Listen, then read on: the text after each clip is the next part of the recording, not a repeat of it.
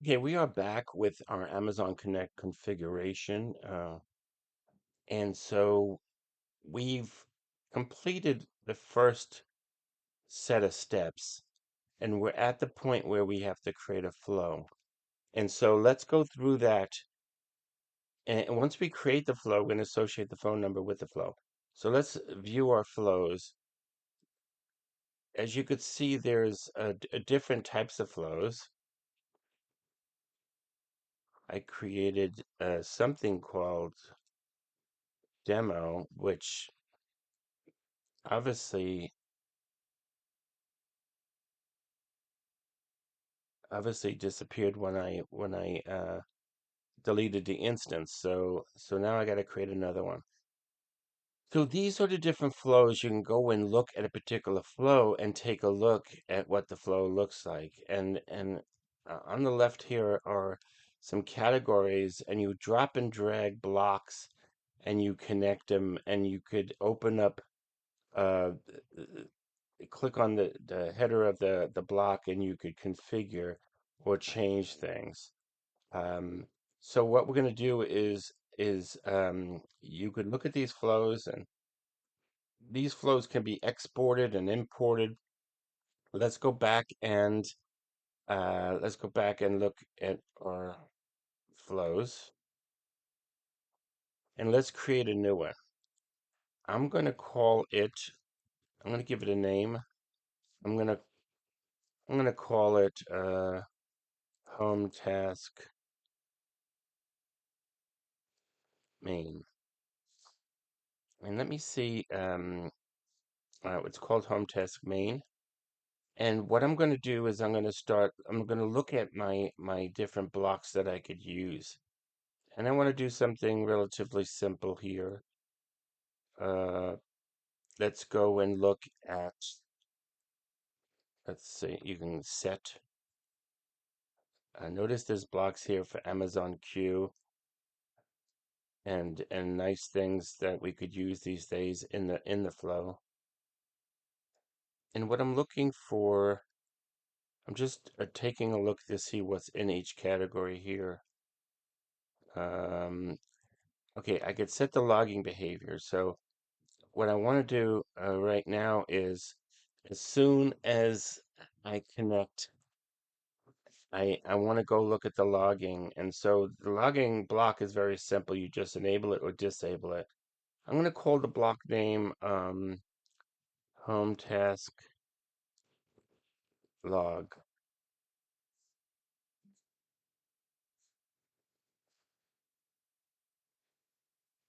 And let's just keep it a little bit more simpler. Let's call it logger. So it just shows up here. So I'm setting the logger behavior. I'm just calling it logger. And now what I want to do is, let's see what else we can do here. Okay, there's interact, there's set.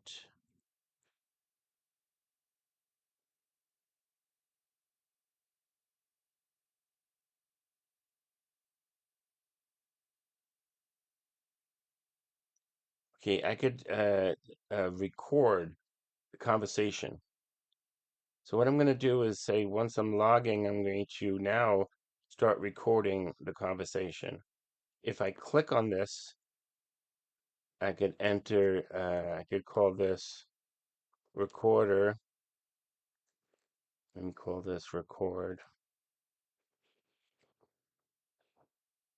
And I could record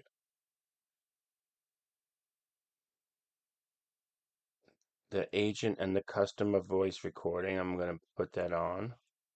I'm going to have the agent and customer. I could do agent only or customer only. Remember, there's two people talking to each other, and I could get the combined recording. I could split them. I could analyze the customer recording and look at the sentiment. But when I look at the agent and the customer together, I see the customer talking, the agent talking, the customer talking, the agent talking, and I could see the sentiment of the customer improving or getting turning red. and so the recording is going to be analyzed. Now, contact lens does the speech analysis, so that's the tool that's going to listen to the conversation and and and analyze the conversation and provide machine learning analytics. So I'm going to enable that. And like I said, what I want now, I got to decide what I want to happen here. So what I want to happen here is the customer's talking to an agent, and as time goes on, the agent's getting frustrated. I mean, the customer's getting frustrated, and the agent's trying to help them as best they can. So what we expect to do in the time T0 to T1 with the recording, we expect to see the customer get happier as the agent is helping them. If the customer starts saying things in the recording that I'm going to cancel my service, you people suck, whatever, then the sentiment's going red, and what we could do is understand what's going on here. But we have two options here. We could do a post-call analytics or a real-time and post-call. Let me do this. The reason why is because in real time, while the agent's talking to the customer could be like, I want to cancel my service. I've had it with you people. I keep complaining. I'm trying to get a refund. It's been going on for days. That real-time sentiment is going red on the customer, and the agent is not solving the problem and not pleasing the customer. At this point, a real-time event could go to the supervisor. The supervisor can jump in and take over the call and give the user a free coupon for 50% off, whatever it may be to help please the customer. So I'm going to choose both of these, and automated interaction call recording enables and disables voice recordings when the customer is interacting with bots and other automations such as prompts or touch tone. I could leave that off. I could leave that off. And oh, what the heck? Let me put them all on. If there's an issue, we'll find out about it. So chat, uh, I could enable chat analytics as well. So I'm going to do that. Okay, so contact lens is going to look at chats and do something very similar. It's going to use machine learning to analyze the conversation that's going on between the customer and the agent. So basically, uh, there's JSON objects with contact trace records, and we're looking at those and analyzing the conversation, and based on the conversation we could see as the chat goes on the customer's getting more annoyed, and the sentiment is going red, and etc. But the other thing, yeah, so let's just leave it at that. uh so language is English, redaction is off, but um I want to redact sensitive information, let's say. I'm going to generate both the redacted and the original transcripts. And what I'm going to do is I could select this and choose what type of PII information I could redact, or I could redact all of them. And then I have the option to say um, replace with placeholders PII or replace with PII entity type. So I'm going to pick this because what's going to happen is if it's phone or if it's address or if it's account, it'll tell me what I've got masks here, right? So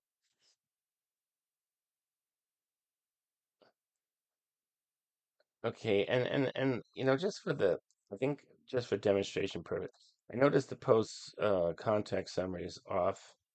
Um, and I know although I'm using this and cost might be low, I don't want to I don't even want to configure the real time. Real time is extremely valuable, but let's just do the post and let's just save it. Okay, now what I want to do is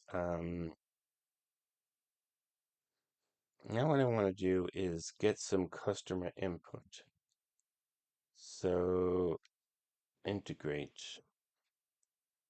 Oh, there's a new cases block here, customer profile block.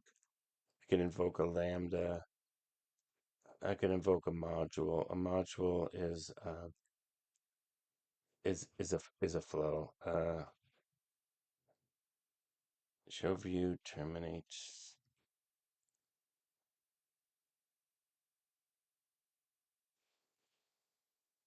Oh, I don't want this, but usually we do streaming. Let me what's in the check here? Check call properties, contact attributes, hours of operation, check queue status.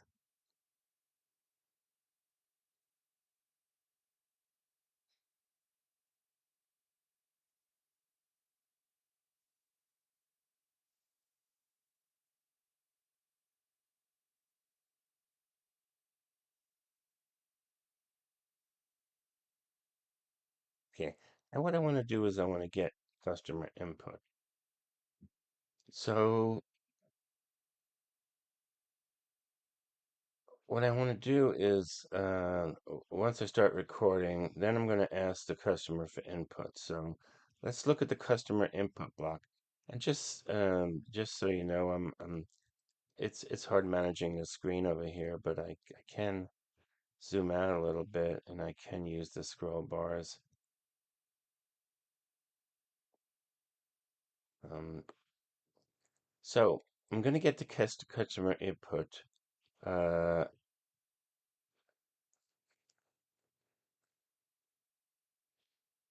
and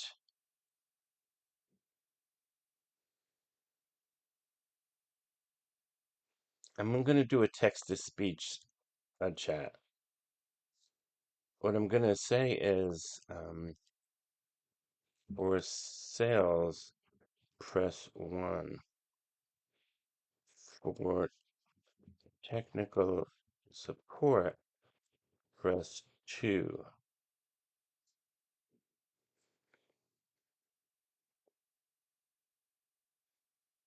Now I do have to list my conditions here, so I'd have to add a condition.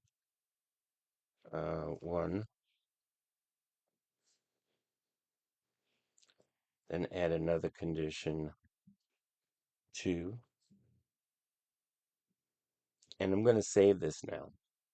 But keep in mind, just so you know the difference, a Lexbot determines an intent, and it defines slots. So I can use a Lexbot. I could design a Lexbot and say, what kind of car would you like to rent? Um, a luxury car or this car? What's the start date? What's the end date? Uh, is it an economy, a luxury car, whatever? So Lexbot could be used for an intent for a customer calling in and have slots where the user has to answer those questions in order to accomplish the task. Here, I'm just trying to route the user to technical support or sales. So here I'm going to do sales support.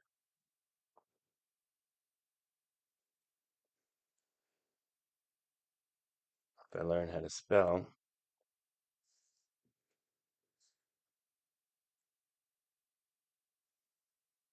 it must be interesting working for Amazon on user interfaces, because there's just so many of them that getting rolled out. Needless to say, I would enjoy the task. So notice this is press 1, this is press 2. So if I go back and say, well, what was 1 again? 1 was for sales support. Okay. So now what I know is that now I'm going to set a queue.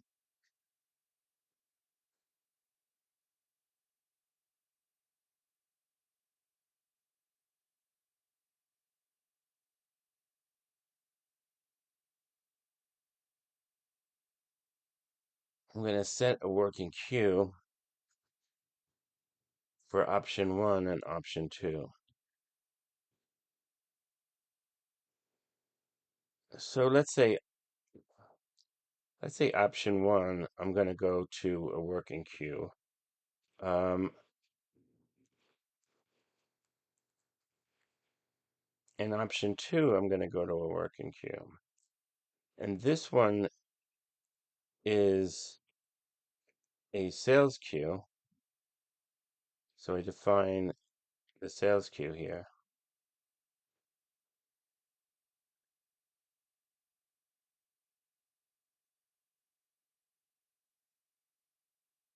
You'll have to excuse me,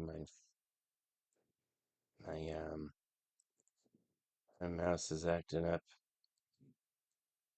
Let me just try to save this.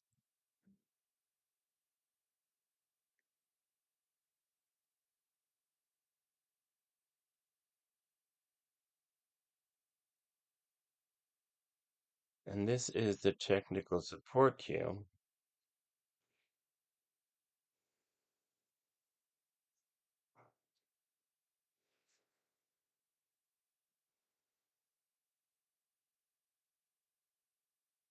And now what I'm going to do is for these other options where where it times out, where we're asking the user to press 1 or press 2, there's going to be certain wait time. It could time out. It could or it could default. It could default because you pressed a number that is not 1 or 2, or there's an error, and because the block didn't know what to do. So what I'm going to do is, let's see, interact, play a prompt,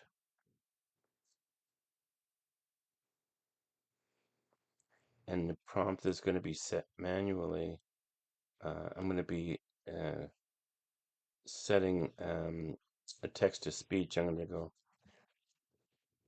please try again.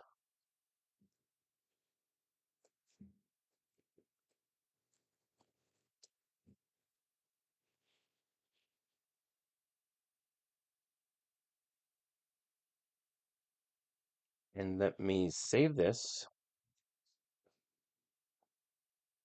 And so if there's a timeout,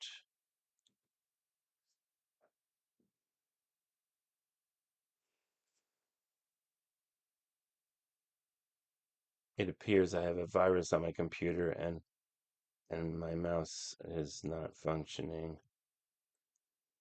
My cursor is something seriously wrong.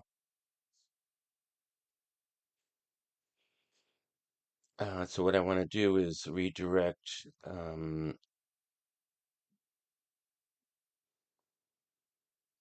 all the errors to play prompt again.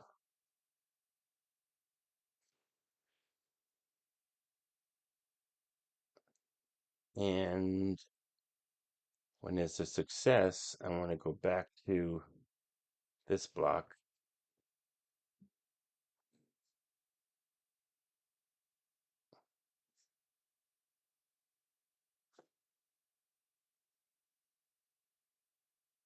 Notice if I want to get rid of this, I could just click on that X and try it again.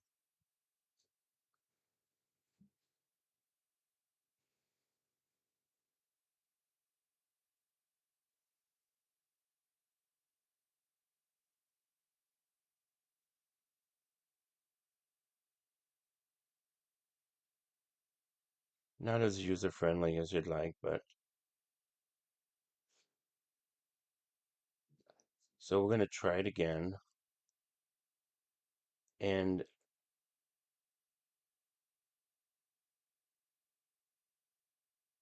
then I could actually go through a loop and do this 3 times, but I think I'm going to wind up just uh, ending the call if they fail, if there's an error. So it's let's see.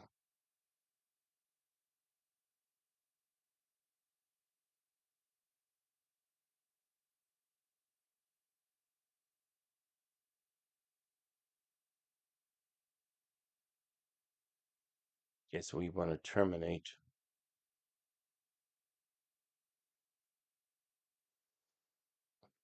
Let me put this over here. Like I said, you could loop 3 times and then terminate, but I'm gonna just say if there's an error and I don't want to terminating. Remember, I'm creating some logic here. My goal is to save it and publish it without there being any errors. So I am trying to keep it as simple as possible. Let me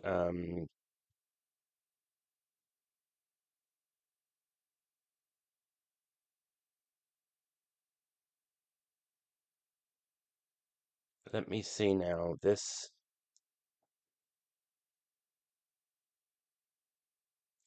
If this has an error where we're setting the working queue, I'm just gonna play the prompt again. If this has a problem, I'm gonna play the prompt again. Let me move this down here. Let me get rid of this.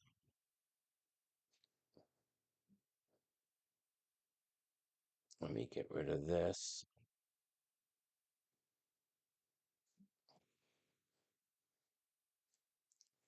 Okay, so now I have some disconnects here. Um,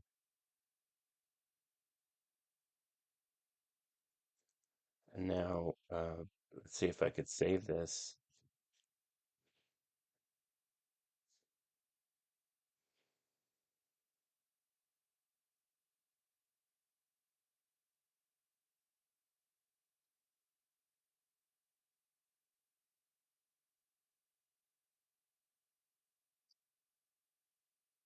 And I should get, let's see if I try publishing this, I'm going to get an error here.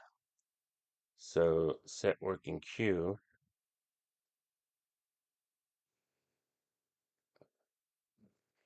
Okay, connections missing.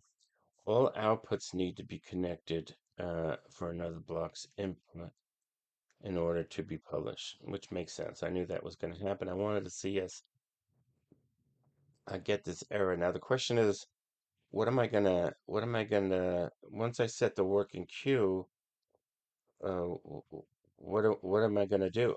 Um, so let's see what my options are.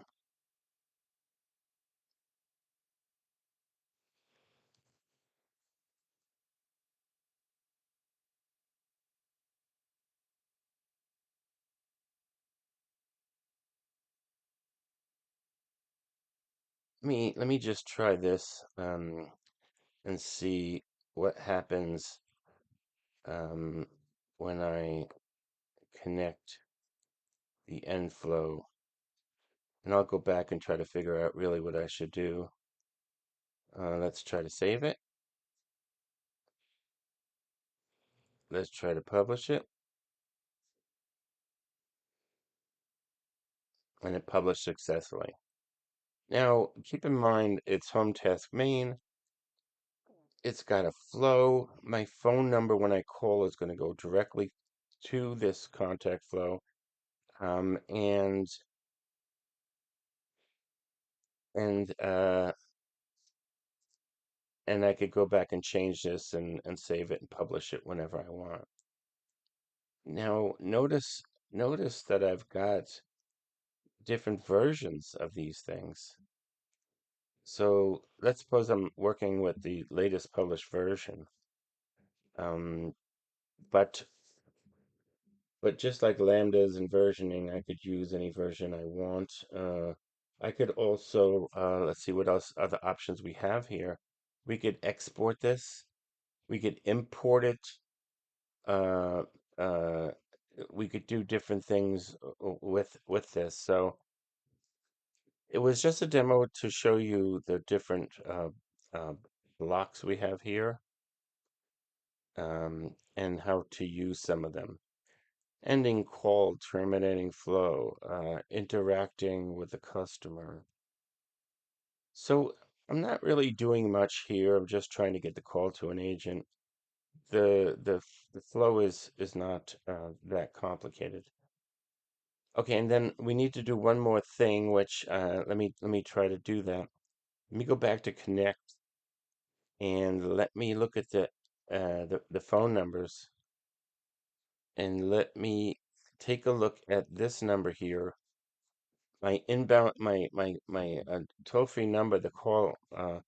I want to set my contact flow here to home task main, and I want to save. So this makes my phone call go to the flow.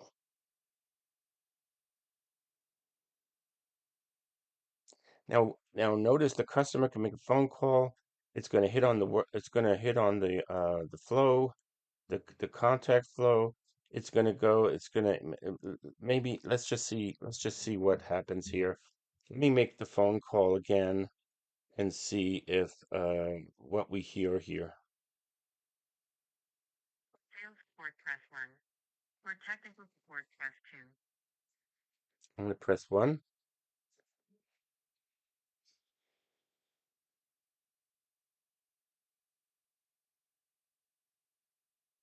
Now nothing's happening here, which means actually the I gotta hang up because there's no agent listening and online to take the call, and I didn't put them in a queue, which is playing some sort of prompt. Uh, and I'll go back and take a look at that right now. But our goal was to set the initial contact flow. So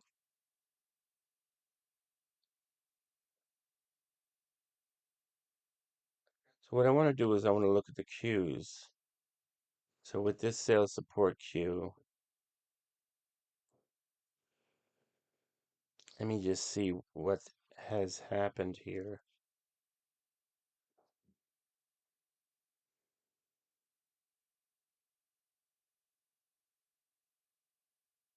So what I'm not getting is, that hold on music waiting for the agent to pick me up. But we'll come back to that later. And we'll take a look at let's move on with the rest of the steps. But our goal is to make this thing work, so it sounds good. So after creating flows, we got to create routing profiles. So let's start another video and discuss routing profiles.